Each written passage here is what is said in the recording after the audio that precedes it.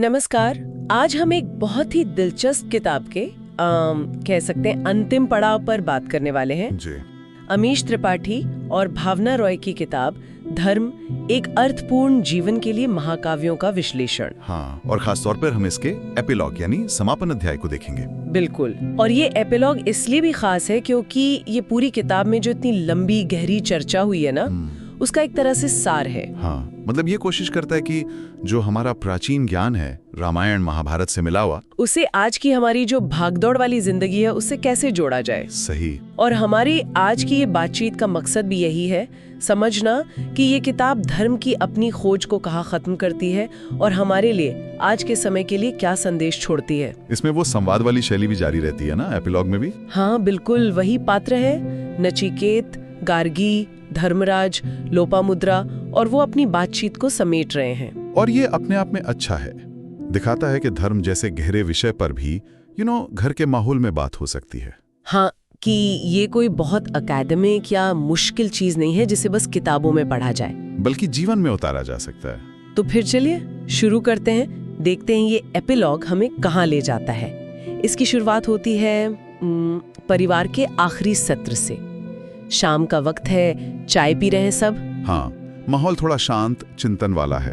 और नचिकेत जो पूरी किताब में इतने सवाल पूछते आए हैं, वही बातचीत शुरू करते हैं। जी, वो याद करते हैं कि किन किन विषयों पर बात हुई।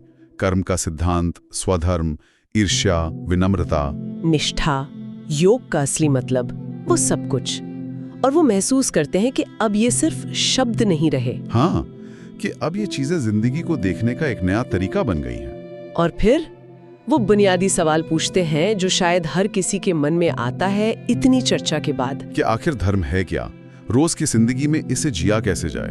बिल्कुल, ये थ्योरी से प्रैक्टिकल पर आने वाला सवाल है। और यहीं पर धर्मराज जो पिता हैं वो बहुत ही व्यवहारिक और दिल को छूने वाला जवाब देते हैं। क्या कहते हो? वो कहते हैं, बेटा, धर्म कोई नियमों की लिस्ट नहीं है या सिर्फ शास्त्रों का ज्ञान नहीं। अच्छा, तो फिर क्या है? ये तो अंतर्मन का कंपास है, एक भीतरी दिशा सूचक यंत्र। अंतर्मन का कंपास, ये सुनने में तो बहुत अच्छा लगता है, पर इसे इस्तेमाल कैसे करें? क्या एपिलॉग में इस पर और बात होती है? हाँ, होती है। धर्मराज उदाहरण देते हैं महाकाव्यों से ही, जैसे श्री राम का वनवास स्वीकार करना बिना शिकायत के। हाँ, वो तो उनका वचन और कर्तव्य था। बिल्कुल, वो बाहरी दबाव नहीं था, उनकी अंदर की आवाज थी। या युधिष्ठिर का सत्य के लिए आग्रह, चाहे जो हो जाए। तो ये कंपास हमेशा सही चीज की तरफ इशारा करता है, मतलब व्यापक हित, सत्य, कर्तव्य। हाँ, सिद्धांत तो यही है, लेकिन इसे सुनना, समझना, इसमें अभ्यास लगता है। अच्छा, तरह है कि ये समझ धीरे धीरे आती है, अपने कर्मों के फल पर ध्यान देने से, विवेक इस्तेमाल करने से, दूसरों के अनुभव से सीखने से। तो फिर ये कोई पत्थर की लकीर नहीं है, मतलब धर्म बदलता रहता है? ये सवाल बहुत जरूरी है। अगर ये लचीला है तो फिर भरोसेमंद कैसे? लोग अपनी मर्जी से मोड़ नहीं लेंगे इसे? हाँ, यही चिंता है। इस पर एपिलॉग में बात होती है। धर्मराज कहते हैं कि लचीलापन है पर मनमानापन नहीं। ओके, इसका क्या मतलब हुआ? मतलब जो धर्म का मूल तत्व है, सत्य, करुणा, कर्तव्य, सबका भला, वो स्थिर है। अच्छा, लचीलापन उसके इस्तेमाल में है। एक ही कर्तव्य अलग अलग हालात में शायद अलग तरीके से निभाना पड़े। जैसे कोई उदाहरण? जैसे मान लीजिए सत्य बोलना धर्म है, लेकिन अगर सत्य बोलने से किसी निर्दोष की जान खतरे में पड़ती हो तो वहां नैतिक दुविधा है। हाँ, ये तो मुश्किल स्थिति है। स्वार्थ पर नहीं, बल्कि इस पर आधारित होना चाहिए कि ज्यादा लोगों का भला किस में है और क्या हमारे मूल मानवीय मूल्यों के करीब है। समझ गई। तो ये एक फ्रेमवर्क देता है, पर फैसला हमारा, और यहीं वो भीतरी कंपास काम आता है। एकदम से, विवेक और वो कंपास। और ये आसान नहीं होता हमेशा। ये बात तो है। अच्छा, अब लोपामुद्रा जो माँ है, वो इस बातचीत में क्या जोड़ती हैं? लोपामुद्रा जी धर्मराज की बात को आगे बढ़ाती हैं। वो कुछ पुराने विषयों को फिर से लाती हैं, जैसे दुर्योधन की ईर्ष्या और महत्वाकांक्षा। हाँ, कि कैसे वो अधर्म का कारण बनी। या भीष्म की अत्यधिक विनम्रता और वचनबद्धता, जिसने उन्हें मुश्किल में डाला। और हनुमान की निष्ठा, भक्ति और सेवा का प्रतीक। पर इन उदाहरणों का आज के धर्म से क्या लेना देना? उनका तर्क है कि ये गुण अवगुण सिर्फ कहानियों में नहीं है, हम सब में होते हैं। और धर्म है संतुलन साधना। संतुलन कैसे? आज का जमाना देखिए, सोशल मीडिया है, लगातार तुलना, ईर्ष्या, दिखावा। हाँ, ये तो है। धर्म हमें विवेक देता है, ये समझने की शक्ति कि क्या वाकई जरूरी है और क्या बस ऊपरी है। लोपामुद्रा कहती हैं कि जब हम महाभारत के पात्रों में अपनी झलक देखते हैं, कभी अर्जुन का शक, कभी कर्ण का द्वंद्व, कभी दुर्योधन की ईर्ष्या, हाँ, तो हम खुद को बेहतर समझते हैं और वहीं से संतुलन साधने की कोशिश शुरू होती है। ये तो काफी गहरा विचार है कि महाकाव्य पढ़ना एक तरह से सेल्फ एनालिसिस है।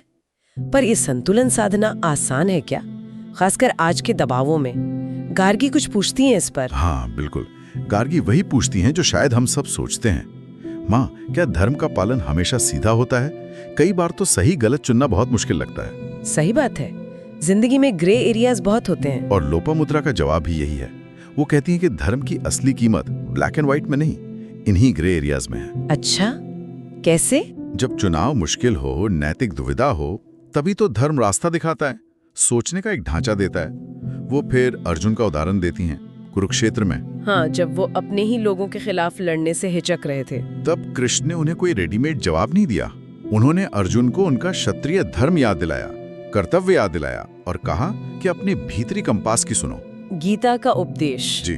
तो एपिलॉग यही कह रहा है कि मुश्किल वक्त में अपने मूल कर्तव्य और अंदर की आवाज पर ध्यान देना चाहिए। हाँ, और ये भी कि धर्म सिर्फ अपने लिए नहीं है। लोपामुद्रा कहती है कि जब हम करुणा, जिम्मेदारी, सहानुभूति अपनाते हैं तो हम समाज पर भी अच्छा असर डालते हैं। जैसे श्री राम का मर्यादा पुरुषोत्तम बनना। बिल्कुल, वो कोई चमत्कार नहीं था, वो जीवन भर धर्म के रास्ते पर चलने का नतीजा था। संदेश ये है कि क्षमता हम सब में है, बस कोशिश करनी है। ये बहुत जरूरी बात है कि पर्सनल एथिक्स और सोशल गुड जुड़े हुए हैं। नचिकेत जो शुरू में थोड़े कंफ्यूज थे, क्या अब उन्हें कुछ स्पष्टता मिलती है? हाँ, नचिकेत मानते हैं कि इस पूरी बातचीत से, खासकर इस किताब से, उन्होंने सीखा है कि महाकाव्य सिर्फ कहानियां नहीं है, बल्कि वो व्यवहारिक गाइड है, जीवन जीने की कला सिखाते हैं। सही। धर्म को समझकर हम लालच, गुस्सा, ईर्ष्या जैसी अधर्म की ताकतों से बच सकते हैं या उनका सामना कर सकते हैं। इसके बाद धर्मराज बात को समाप्त करते हैं। वो एक बहुत अहम कॉन्सेप्ट पर जोर देते हैं कि धर्म सनातन है पर विकसित भी होता है। ये थोड़ा विरोधाभासी नहीं लगता? हाँ, ये गहरा पॉइंट है। सनातन का मतलब शायद ये नहीं कि नियम कभी नहीं बदलते, मतलब है कि जो मूल सिद्धांत हैं, सत्य, अहिंसा, करुणा, कर्तव्य, वो हमेशा रहते हैं। अच्छा, वो सिद्धांत शाश्वत हैं। हाँ। लेकिन हर युग की अपनी चुनौतियां होती हैं और इन सिद्धांतों को उस समय के हिसाब से समझना और लागू करना होता है। जैसे आज के डिजिटल युग में सत्य का मतलब शायद फेक न्यूज न फैलाना भी है। बिल्कुल। या अहिंसा शायद सिर्फ शारीरिक चोट नहीं, बल्कि ऑनलाइन बुलिंग या ट्रोलिंग ना करना भी है। समझ गई। धर्मराज कहते हैं कि आज के बदलते भारत और दुनिया में, जहां पुरानी चीजें टूट रही हैं, नए मानक बन रहे हैं, धर्म हमें एक नैतिक स्थिरता दे सकता है।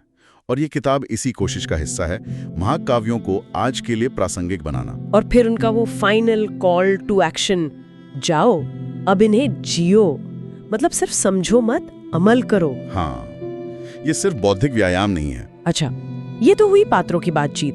इसके बाद लेखक सीधे हमसे यानी पाठक से भी बात करते हैं। हाँ, संवाद खत्म होने के बाद लेखक कुछ मुख्य विचारों को फिर से सामने रखते हैं। वो साफ करते हैं कि ये किताब जिस धर्म की बात कर रही है, वो किसी खास पूजा पाठ या संगठित धर्म से बंधा नहीं है। अच्छा, तो ये क्या है फिर? ये सही आचरण, नैतिक जीवन, अपने कर्तव्यों को निभाने का तरीका है। मतलब ये काफी हद तक यूनिवर्सल एथिक्स जैसा है, व्यवहार पर फोकस। हाँ बिल्कुल। कैसे ईर्ष्या से बचें, कैसे मुश्किल में भी विनम्र रहें, कैसे अपनी अलग अलग भूमिकाओं में संतुलन साधें, परिवार, काम, समाज। हाँ, और योग को सिर्फ कसरत न मानकर मन की शांति के लिए अपनाएं। वो फिर से महाभारत और रामायण के उदाहरण देते हैं। महाभारत नैतिक दुविधाओं का और रामायण त्याग और कर्तव्य का। जी। और लेखक कहते हैं कि ये प्राचीन ज्ञान आज के तनाव, नैतिक उलझन और सामाजिक बदलावों के बीच बहुत जरूरी है। हाँ, जब रास्ते साफ न दिखें तब ये सिद्धांत गाइड कर सकते हैं। ये याद दिलाते हैं कि इंसान का स्वभाव और उसकी चुनौतियां सदियों से काफी एक जैसी रही हैं, उनसे निपटने के तरीके भी हैं। इसमें वो लोपामुद्रा की कहानी का भी जिक्र आता है क्या, जो प्रैक्टिकल एप्लीकेशन पर थी? हाँ, उसका संदर्भ आता है। एक छोटी कहानी कि कैसे कोई आम इंसान महाकाव्य से प्रेरणा लेकर अपनी मुश्किल हल करता है। संदेश साफ है, ज्ञान सिर्फ जमा करने के लिए नहीं है, उसका असली मूल्य उसे जीने में है, जानने से जीने तक का सफर। बिल्कुल। ये वाकई व्यावहारिकता पर बहुत जोर है। अच्छा, एक और सवाल था, नचिकेत का क्या धर्म पश्चिम को जीत सकता है? इस पर क्या कहते हैं लेखक या पात्र? इस पर धर्मराज के हंसने का जिक्र है। वो कहते हैं कि धर्म कोई मुकाबला नहीं है, जीतने हारने की चीज नहीं। तो फिर ये तो यूनिवर्सल है। सत्य, करुणा, कर्तव्य, संतुलन, अंदर की आवाज, ये किसी एक संस्कृति या देश तक सीमित थोड़ी है। ये तो मानवीय मूल्य है। हाँ, तो ये पूरब बनाम पश्चिम का मुद्दा है ही नहीं।